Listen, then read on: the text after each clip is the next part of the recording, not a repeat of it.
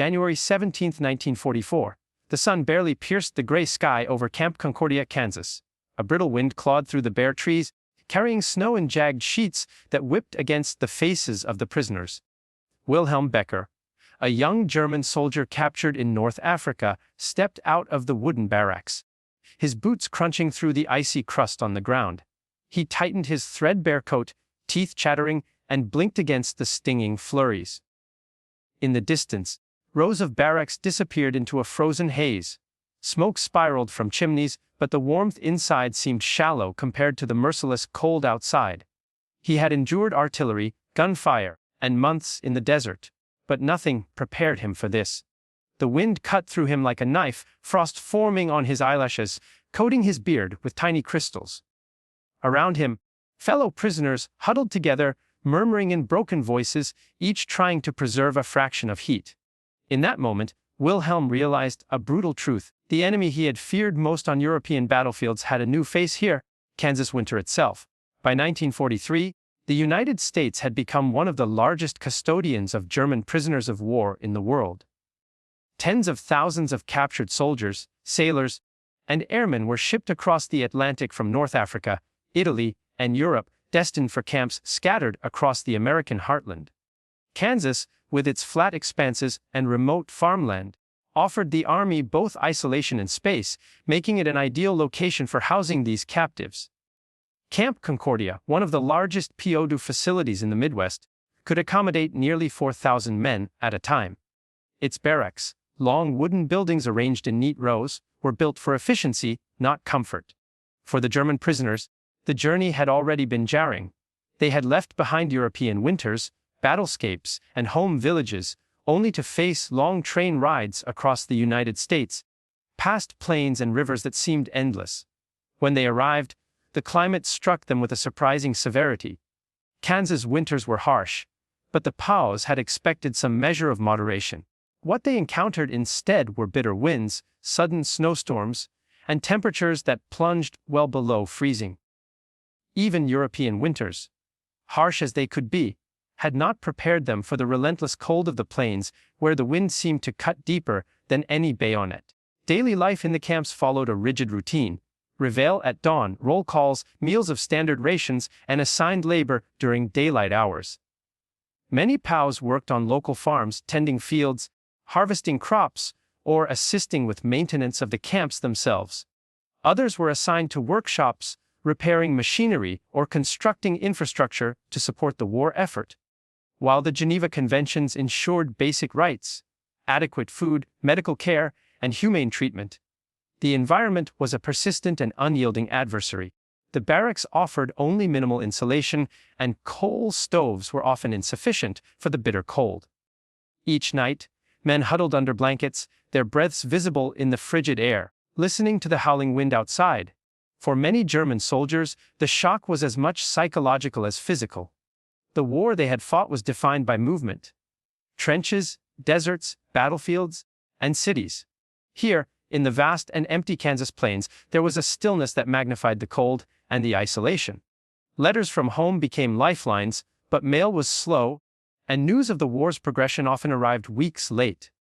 The men coped as best they could, forming small communities within the camp, sharing blankets, telling stories of home, and attempting to recreate familiar routines in an unfamiliar landscape. Food was another adjustment. Meals were adequate but simply boiled vegetables, bread, coffee, and occasionally meat. Compared to European wartime rations, some POWs found them plentiful, yet, in the freezing temperatures, the body demanded more energy than these meals could provide.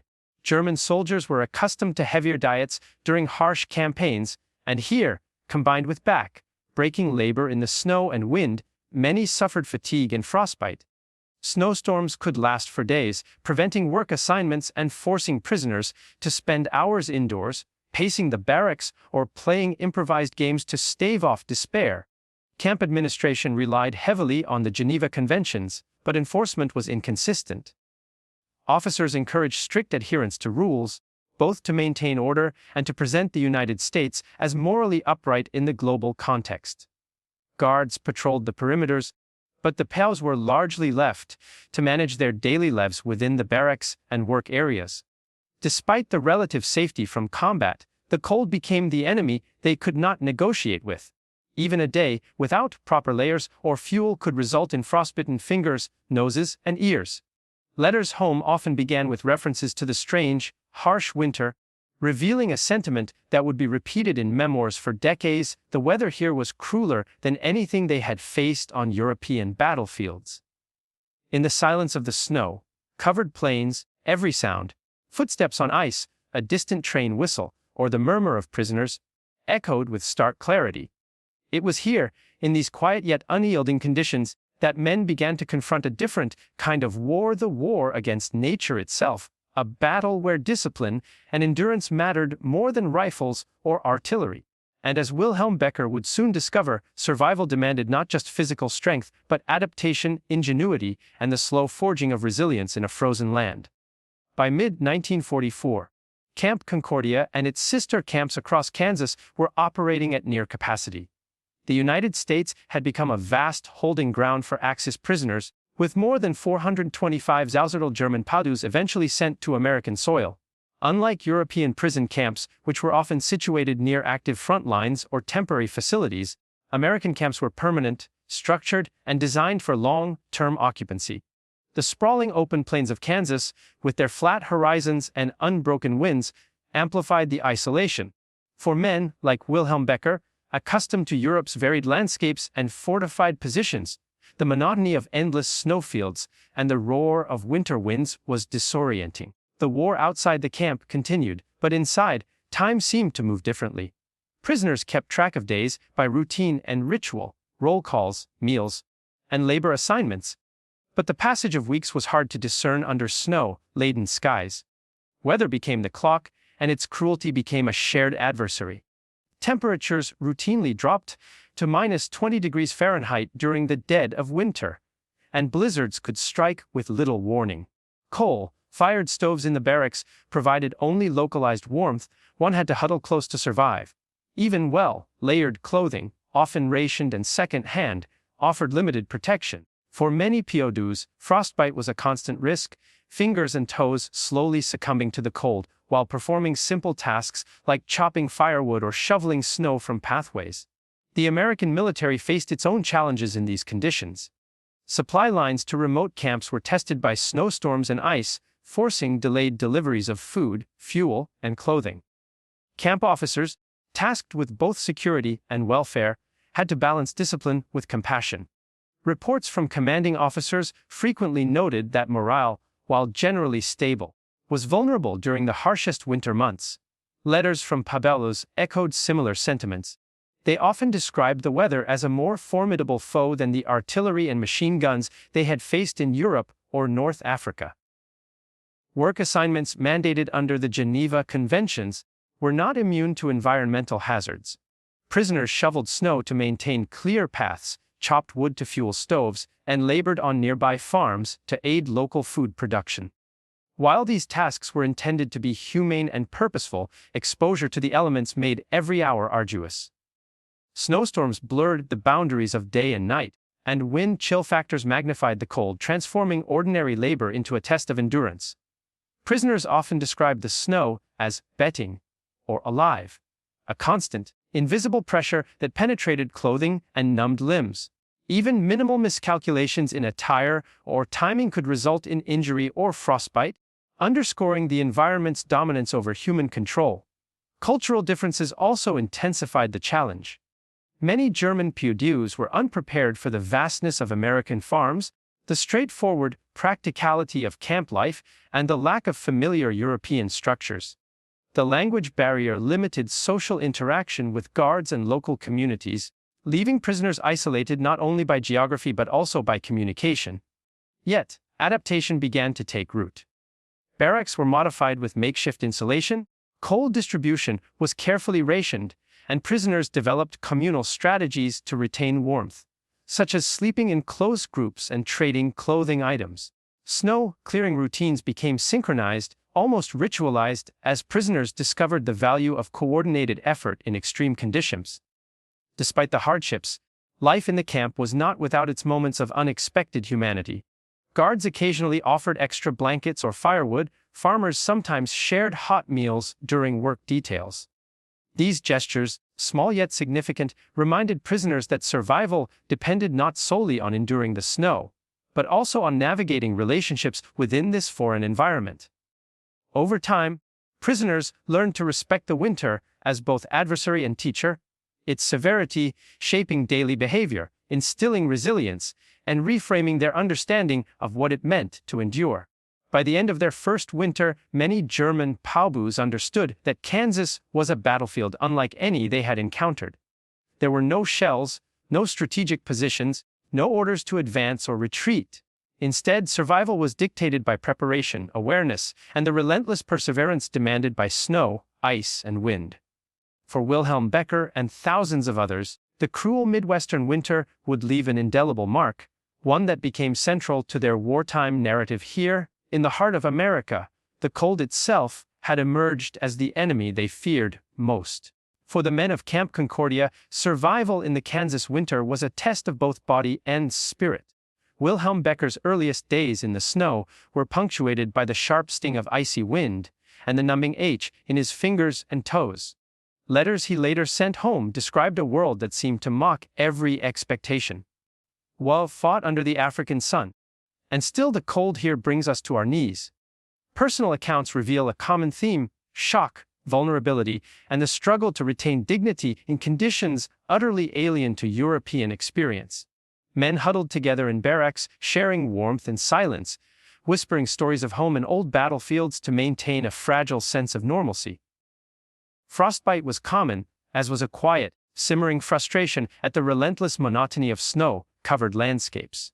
Even the simplest tasks, shoveling snow, chopping wood, carrying water, became grueling challenges, sapping strength and morale. Yet, human ingenuity emerged in subtle ways. Prisoners devised makeshift gloves, layered clothing beyond issued uniforms, and coordinated movements within barracks to conserve heat. Social bonds formed rapidly. Small communities within the camp relied on one another for warmth, humor, and emotional support. Card games, whispered songs, and shared meals became rituals that preserved identity and sanity amidst the frozen expanse. The cold demanded adaptation, and the prisoners' survival was inseparable from their capacity to cooperate, innovate, and endure together. The winter of Kansas was an opponent that no soldier could fire upon. Unlike artillery or machine guns, the snow and wind had no predictable patterns. Temperatures regularly fell below -20 degrees Fahrenheit, with wind, chill-making conditions even more extreme. Coal-fired stoves offered limited relief, warming only the immediate area around them, while barracks, designed for efficiency rather than comfort, allowed drafts to penetrate through gaps in walls and floors. Clothing issued to POWs was often insufficient. Wool coats, thin gloves, and worn boots failed to protect hands and feet from prolonged exposure. In some barracks, prisoners layered blankets and created improvised insulation from straw, clothing, and cardboard. Environmental engineering by the U.S. Army attempted to mitigate some of these hardships. Snow clearing crews maintained pathways to prevent accidents, while supply chains ensured delivery of coal and extra clothing. Even so, the speed and severity of storms often outpaced preparation. Reports from camp officers noted that prisoners suffered frostbite during sudden blizzards, and labor efficiency declined when temperatures dropped dramatically. Nature, in this case, was an unstoppable opponent, its patterns indifferent to human planning or intervention. Camp officers, both American and German, played a pivotal role in maintaining morale and discipline. While American officers enforced Geneva Convention protocols, they also recognized the psychological strain imposed by the harsh winter. Structured routines, work assignments, roll calls, and scheduled meal times provided a sense of order against the chaotic backdrop of snowstorms. Officers emphasized hygiene, health monitoring, and communal strategies to retain warmth, such as shared sleeping arrangements and coordinated shoveling efforts. German non-commissioned officers within the POW ranks also became vital intermediaries, translating instructions, calming fears, and enforcing rules among prisoners. Leadership here was less about command in combat and more about adaptation. managing human endurance under environmental stress. Officers learned to anticipate morale dips during prolonged cold, organizing recreational activities, storytelling, or educational sessions to divert attention from the relentless snow. By blending authority with empathy, they sustained cohesion and resilience, keeping men focused not on despair but on practical survival. For many POWs, the harsh Kansas winter forced a reassessment of what constituted an enemy. Wilhelm Becker had faced British infantry, American tanks, and the unforgiving deserts of North Africa. Yet, the plains of Kansas, with their unyielding snow and wind, presented an opponent he could not outmaneuver, outgun, or outlast in traditional ways. Letters and diaries repeatedly compare frostbite, numbness, and exhaustion to artillery barrages and machine gun fire. The psychological impact was profound. Unlike a battlefield where objectives, strategies, and escape were conceivable, the winter offered no victory, only endurance. It blurred the line between enemy and environment, forcing POWs to view survival itself as the central challenge. The snow became an omnipresent adversary, silent, persistent, and utterly indifferent to human effort. This perspective reshaped their understanding of war, revealing that not all enemies are human, and that sometimes nature exacts a toll far exceeding that of any battlefield.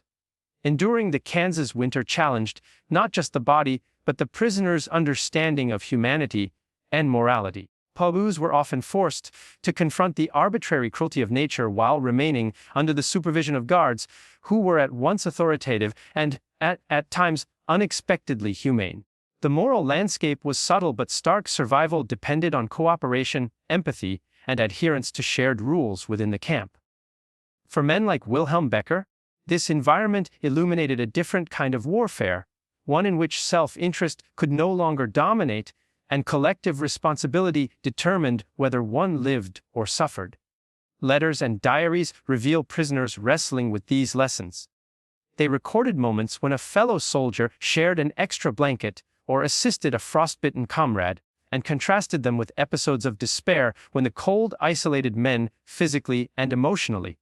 The moral challenge was persistent to maintain discipline, compassion, and a sense of dignity under conditions that seemed to strip both away. The winter became a teacher, shaping attitudes toward endurance, resilience, and shared humanity even in captivity. Isolation, monotony, and environmental stress created a psychological battlefield as severe as any front-line combat. POWs reported vivid mental strain. Nights stretched endlessly under thin blankets, daylight hours blending into the glare of snowfields. The monotony magnified anxiety, homesickness, and fear for family left behind in a war-torn Europe. For soldiers who had survived artillery barrages, ambushes, and desert storms, the static, unforgiving cold seemed almost cruelly inert, offering no clear resolution or escape. Psychological adaptation became critical. Prisoners created structured routines, small social rituals, and mental exercises to cope with the relentless environment. Shared stories, improvised games, and attempts at physical training helped mitigate despair. Some prisoners documented dreams of home or visions of battlefields, blending memory and imagination to resist the mental erosion of confinement. The winter, relentless and indifferent, demanded a mental fortitude comparable to any front-line engagement. For German POWs, the cultural shock of Kansas winter was profound. European soldiers were accustomed to temperate or alpine winters, often mitigated by urban or forested landscapes. The plains of Kansas, however, were flat, exposed, and unyielding. Snow stretched for miles, winds swept unchecked, and the lack of natural shelter left prisoners vulnerable. Letters frequently noted this difference, with comparisons that highlight both surprise and respect. "We fought the British in open fields, but nothing prepared us for this wind. It cuts deeper than any bayonet." Work assignments amplified this cultural dissonance. Prisoners labored on farms or in workshops under strict schedules, often performing tasks for which they had little training. Yet these experiences fostered a grudging admiration for American organization and resourcefulness. While the cold was the immediate adversary, prisoners gained insight into the practicality, discipline, and resilience demanded by the environment. A lesson that reshaped their perception of the captors and of the world beyond the war. American officers and camp administrators treated the winter as a strategic factor. Beyond ensuring security, they monitored health, morale, and labor productivity, recognizing that environmental conditions could become as critical as any tactical consideration. Reports detail how officers coordinated coal distribution, adjusted work schedules during blizzards, and enforced regulations that balanced survival with efficiency. Prisoner leadership was equally strategic. German non-commissioned officers organized groups to tackle snow removal, coordinate firewood collection, and monitor the health of weaker or frostbitten men. These small-scale strategies mirrored battlefield tactics, assessment of terrain, allocation of limited resources, and careful management of personnel under extreme conditions. The Kansas winter had become a new theater of war, where leadership and planning determined outcomes, even in the absence of bullets or tanks. Community dynamics within the camp were redefined by the winter. The cold forced prisoners into closer quarters, creating both friction and solidarity. Disputes over blankets, firewood, or sleeping arrangements tested patience, while cooperative efforts to maintain warmth and health forged stronger bonds. Meals became more than sustenance. They were moments of social cohesion, rituals that reinforced hierarchy, camaraderie, and morale. Outside observers often noted that the prisoners' ability to adapt socially was as remarkable as their physical endurance. Shared hardship forged unlikely alliances, and acts of kindness, sharing clothing, covering shifts in labor, assisting frostbitten comrades, became vital for survival. In this way, the environment was not only an enemy but also a catalyst for humanity, teaching lessons that many POWs carried long after returning home. February 3, 1944, a storm descended upon Camp Concordia with a sudden, unrelenting fury. The wind tore across the plains, carrying snow in blinding sheets that reduced visibility to mere feet. Temperatures plunged to nearly -25 degrees Fahrenheit, while gusts drove wind chill well beyond human tolerance. Wilhelm Becker and his fellow prisoners awoke to the sound of howling wind slamming against the barracks, each gust rattling the wooden walls like distant artillery. The camp, normally a place of routine and relative predictability, had become a battlefield of survival against nature itself. Work details had begun before dawn. Men assigned to maintain pathways and clear snow from supply areas found themselves trapped between falling flakes and the gusting wind. Every shovelful of snow became a battle, muscles straining against frozen ground while exposure sapped warmth faster than they could recover. Frostbite became immediate, almost inevitable. Fingers, toes, and ears went numb within minutes. A sudden misstep on icy ground could result in broken bones, compounding the peril. Despite the danger, the prisoners knew that neglecting essential tasks, clearing paths to food supplies or coal delivery areas, would threaten the entire camp's survival. Inside the barracks, tension mounted. Coal supplies, already strained by the severity of the winter, were at risk of running low. Officers monitored stoves, rationing fuel carefully to ensure warmth for the most vulnerable, particularly older or infirm prisoners.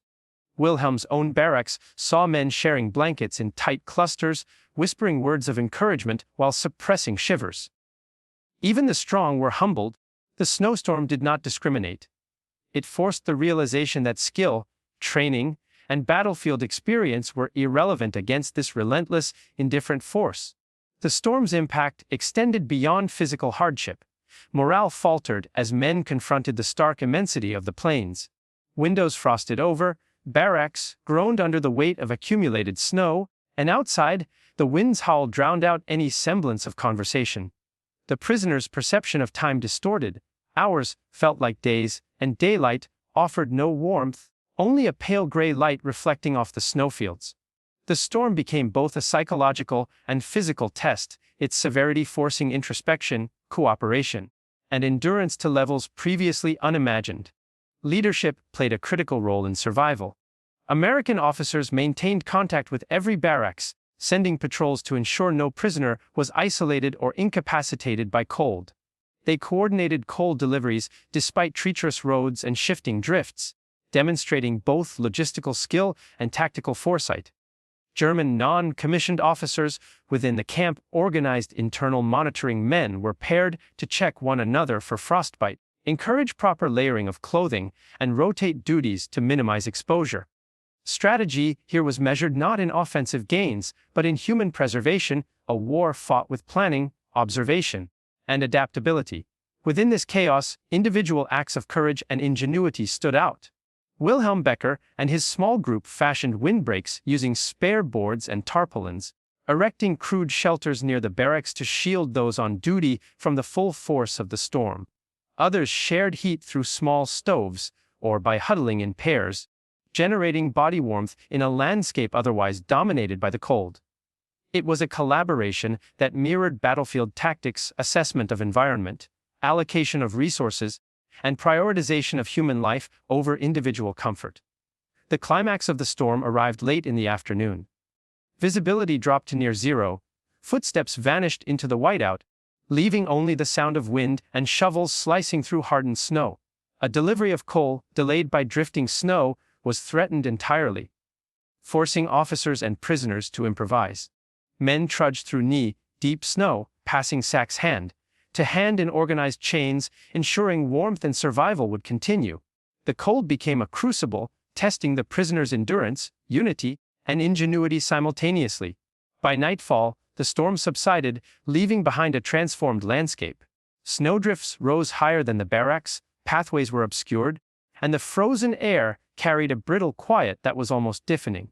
Exhausted, frostbitten, yet alive, the prisoners looked upon the aftermath with a mixture of relief and awe. The winter had struck without warning, with no allegiance to humanity or hierarchy. Its message was clear: survival depended not on past experiences or battlefield prowess, but on adaptation, cooperation, and a willingness to endure conditions that no combat scenario had previously demanded. For Wilhelm Becker, the storm crystallized a truth he had already sensed in smaller skirmishes with the cold in this environment. The winter itself was the most formidable adversary. The battles he had faced in Africa or Europe, with their noise, chaos, and strategy, now seemed simpler compared to the relentless, omnipresent cold of Kansas. The enemy had no face, no uniform, no strategy. Yet it commanded respect, demanded ingenuity, and tested every measure of human endurance. The morning after the blizzard, Camp Concordia resembled a world frozen in time. Snowdrifts towered higher than the barracks, pathways had vanished beneath hardened layers of ice, and the wind still carried a sharp, bitter edge.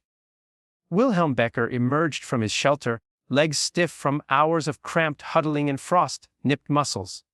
Around him, the camp stirred with careful motion. Footsteps crunching in the snow, the rhythmic scraping of shovels against ice, and the muffled clatter of coal being carried to stoves. The storm had passed, but its consequences lingered, demanding both physical labor and psychological resilience. American officers conducted an immediate inspection of the camp, assessing damage, coal supplies, and prisoner health. Frostbite cases were higher than average, though no fatalities had been reported, a testament to rapid response and the combined efforts of prisoners and staff. Temporary windbreaks had helped protect laborers, while organized coal distribution ensured the barracks remained heated. Officers documented the storm meticulously, recognizing its significance not merely as an environmental event, but as a test of the camp's systems, organization, and the prisoners' capacity for cooperation. Within the barracks, German non-commissioned officers took the lead in coordinating recovery. Men rotated duties, clearing snow, repairing minor structural damage, and assisting frostbitten comrades. Every action was calculated, almost tactical in precision. The storm had revealed vulnerabilities, both in infrastructure and in human endurance, that demanded immediate correction. Yet it also demonstrated an unexpected resilience. Groups that had initially faltered under the storm's intensity now moved with synchronized efficiency, a testament to lessons learned in the crucible of extreme weather.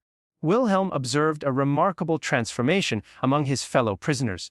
The initial shock of the blizzard had given way to determination. Where fear and hesitation had dominated, discipline and collaboration now prevailed. Men shared clothing, coordinated warming stations near stoves, and offered encouragement to those still shivering from prolonged exposure. Small, practical innovations, using wooden planks to block drafts, layering straw for insulation, or positioning stoves to maximize heat distribution, became routine. The storm had forced a collective evolution, one where adaptation and ingenuity were as vital as courage or strength. The psychological impact of surviving the storm was profound. Letters written later described a sense of shared triumph, an understanding that survival had depended as much on cooperation as on personal endurance. Prisoners reflected that the blizzard had been a silent instructor, teaching lessons that no battlefield ever had: the necessity of planning for the unpredictable, the value of empathy, and the unyielding power of nature. Men like Wilhelm Becker began to perceive the Kansas winter not merely as an obstacle, but as a force that could forge character, resilience, and unity among those subjected to its merciless conditions. The blizzard also reshaped labor and routines in the immediate aftermath. Work schedules were adjusted to allow for recovery, barracks were reinforced against future storms, and extra precautions were instituted for the most vulnerable prisoners. Guards continued to patrol diligently, but the focus shifted slightly from security to welfare, recognizing that environmental hazards were as dangerous as any escape attempt or internal conflict. POWs themselves took the initiative, creating monitoring systems to identify frostbite early, sharing fuel and blankets proactively, and ensuring no man was left alone in the worst of the cold. The storm had turned the prisoners into active participants in their own survival, elevating adaptation into a daily strategy. By mid-February, life at Camp Concordia had settled into a new rhythm. The blizzard had passed, but its imprint remained in both the physical landscape and the prisoners' consciousness. Pathways were cleared, coal was distributed efficiently, and the barracks were reinforced for the remainder of winter.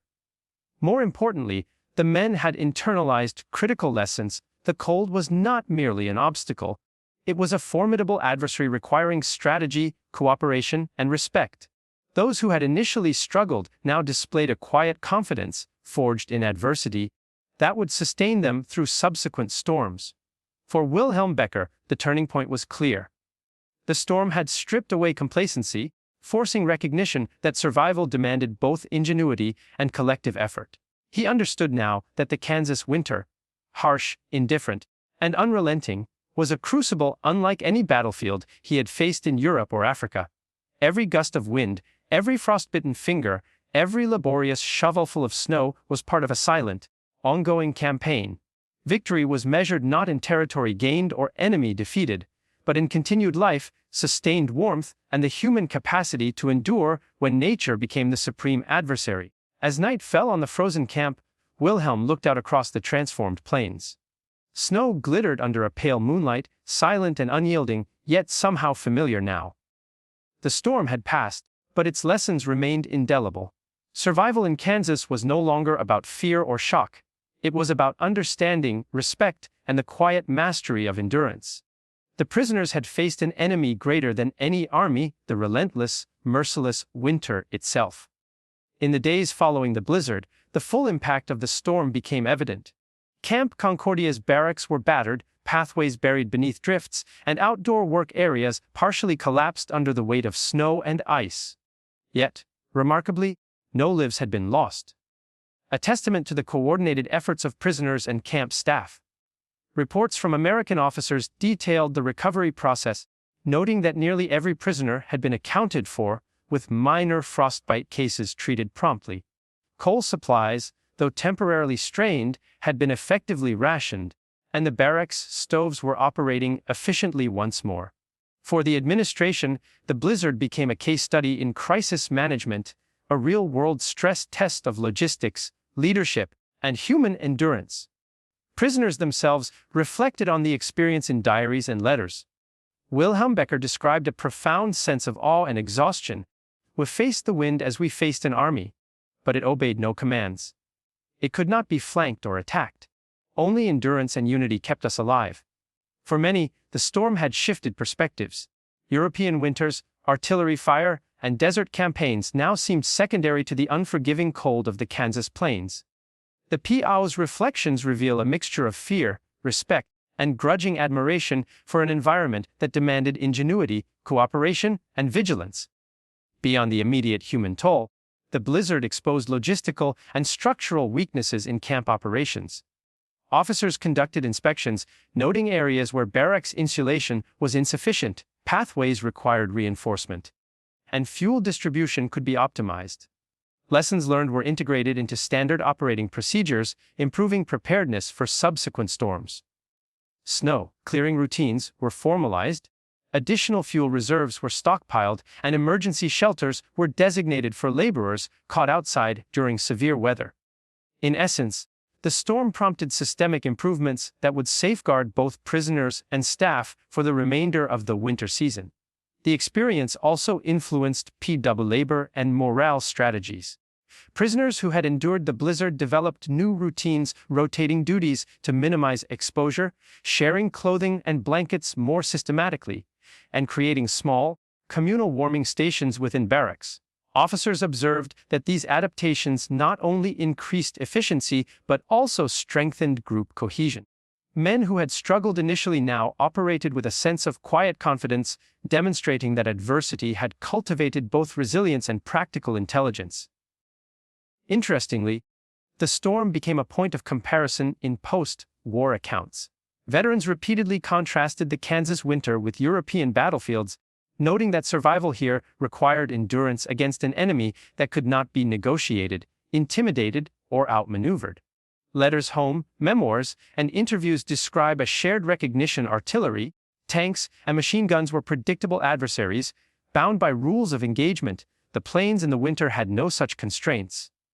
This perspective shaped long-term POW recollections, framing the harsh winter not merely as a challenge, but as a defining experience of captivity in the United States. Cultural and emotional consequences were also notable. POWs gained insight into American organization and practicality, both in camp management and in community resilience. Work assignments and structured routines revealed a society that valued efficiency, discipline, and foresight. Prisoners recognized that survival required adherence to these systems as much as personal fortitude. Simultaneously, small gestures of humanity, extra blankets, shared meals, or simple guidance from guards reinforced lessons in empathy and cooperation.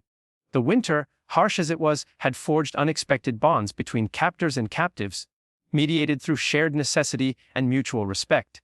By the end of February 1944, the immediate crisis had passed, but its legacy persisted. Camp Concordia was better prepared for future storms. Prisoners had developed adaptive strategies, and officers had refined their management of both human and environmental factors. Most importantly, the experience reshaped the prisoners' understanding of endurance, hierarchy, and survival. The Kansas winter had not only tested their physical limits, but had also imparted profound lessons in strategy, resilience, and humanity, lessons that would endure long after the snow melted from the plains. As spring approached, the snow began to recede, revealing the flattened drifts, frozen ruts, and battered landscape left by the blizzard. For the German POWs, the transformation of the camp was more than physical. It marked a psychological shift. Men who had endured the storm carried with them a hardened sense of endurance and a renewed understanding of human cooperation. Wilhelm Becker later recalled that the winter had taught more about survival than any battle ever could. For many, this period became central to their wartime narrative, an episode that highlighted resilience in the face of an opponent with no face, no strategy, and no mercy. The long-term consequences extended beyond individual experience. Camp officers incorporated lessons from the storm into official protocols. Winter preparedness became a formal part of POW management. Enhanced insulation in barracks, additional emergency fuel reserves, pre-assigned snow clearing teams, and improved labor rotations minimized exposure. These adjustments not only reduced injury rates but also improved overall morale.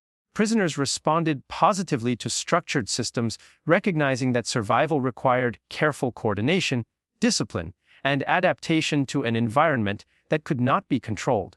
Survivors' reflections also influenced broader historical understanding. Memoirs, letters, and post-war interviews frequently cited the Kansas winter as a defining hardship, often comparing it to European battlefields. The extreme cold, relentless wind, and logistical challenges forced a reevaluation of what constituted danger and adversity. While combat tested courage and tactical skill, the winter tested endurance, ingenuity, and psychological fortitude. Historians examining POW experiences in the United States have repeatedly noted that environmental hardships like this blizzard played a crucial role in shaping prisoners' perceptions of captivity and resilience. Social dynamics within the camp evolved as well. The storm had revealed the importance of cooperation and communal responsibility. Prisoners who initially resisted collaboration quickly learned the necessity of shared effort, whether in clearing snow, distributing coal, or tending to frost-bitten comrades. Bonds of camaraderie strengthened, fostering a sense of interdependence that persisted long after the immediate crisis passed. These social lessons extended beyond the winter. Men carried forward strategies for maintaining morale, organizing labor, and preserving dignity under prolonged stress. Additionally, the blizzard left an imprint on American military personnel. Officers gained first-hand insight into the challenges of extreme environmental management, which informed future training, camp design, and logistical planning. Reports emphasized the value of preparedness, proactive leadership, and the psychological aspects of managing large groups in adversity. Lessons learned in Kansas influenced not only POW camp operations but also broader approaches to environmental risk and contingency planning in military contexts. By the close of the winter, the prisoners and staff had settled into a rhythm that balanced survival, labor, and morale. While the cold would return in subsequent months, the blizzard of February 1944 remained a singular test. It had forced adaptations, revealed weaknesses, and above all, forged resilience. Wilhelm Becker and his fellow POWs had emerged with a clearer understanding of endurance, teamwork, and the unpredictable power of nature, a lesson no battlefield could replicate. The aftermath of this storm underscored a profound truth: war encompasses more than combat between armies. In the vast, frozen expanse of Kansas, the enemy was wind and snow, and survival depended on adaptation, cooperation, and the quiet strength of the human spirit. The lessons of that winter would echo long after the snow had melted, shaping memories, influencing protocols, and redefining the meaning of adversity for all who endured it. The winter of 1944 at Camp Concordia left an indelible mark on those who endured it.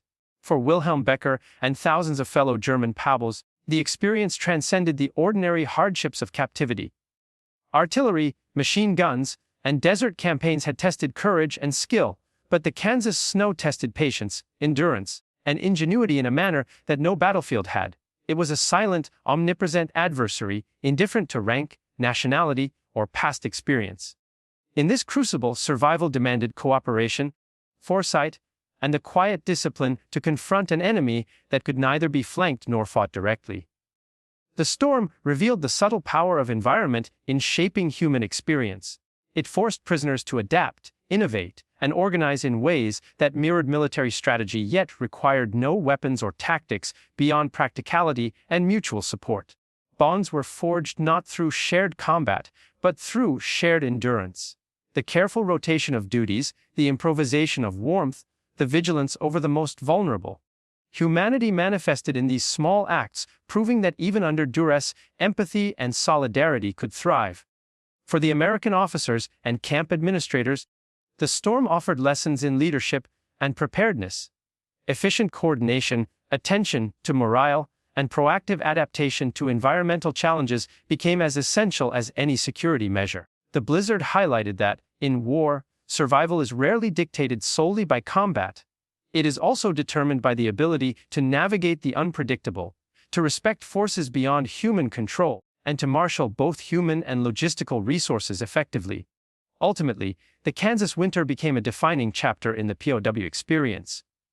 It reshaped perceptions of adversity, underscored the limits and strength of human endurance, and offered a profound reminder that nature itself can emerge as the most formidable enemy. For the prisoners who survived, it was not only a story of hardship but a testament to resilience, adaptability, and the enduring capacity for human cooperation.